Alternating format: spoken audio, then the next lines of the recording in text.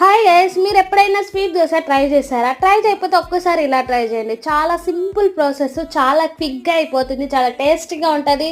మీ ఇంట్లో అందరికీ నచ్చుతుంది. ఇది చిన్నపిల్లల నుంచి పెద్దవాళ్ళ వరకు ఎవరైనా తినొచ్చు. ఇదైతే మన ఓల్డ్ రెసిపీ అనమాట. చాలా టేస్టీగా ఉంటుంది. సో రైస్ ఫ్లోర్ తీసుకోండి. నేనైతే ఇడ్లీ బ్యాటర్ ఉంది, సో అదే డైరెక్ట్గా తీసుకునేసాను. కొబ్బరి తురుము, బెల్లము, ఇలాచీ పౌడర్, సాల్ట్, కొంచెం సోడా వేసి బాగా మిక్స్ చేసుకోవాలి.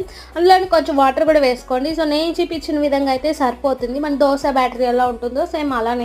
ఇదైతే చాలా టేస్టీగా ఉంటుంది, చాలా క్విక్గా అయిపోతుంది. మనం ఎప్పుడు కావాలంటే అప్పుడు ఇన్స్టెంట్గా ఈ దోశ అనేది వేసుకోవచ్చు. సో ఇప్పుడు ప్యాన్ పెట్టేది కొంచెం బాగా హీట్ అయిన తర్వాత గీ వేసుకొని చిన్న చిన్న దోశలు వేసుకోండి. కొంచెం గీ ఎక్కువ నచ్చితే నెయ్యి వేసుకోండి, ఇంకా చాలా బాగుంటుంది ఇదైతే. సో ఇది బాగా కొంచెం కాలిన తర్వాత టర్న్ చేసుకొని అది కూడా కాల్చి సర్వ్ చేసుకోవడమే. నేను కొంచెం హనీ వేసాను, హనీ వేసి ఇంకా కొంచెం టేస్టీగా అనిపించింది. మీరు ట్రై చేసి ఎలా వచ్చిందో మర్చిపోకుండా కమెంట్ చేయండి.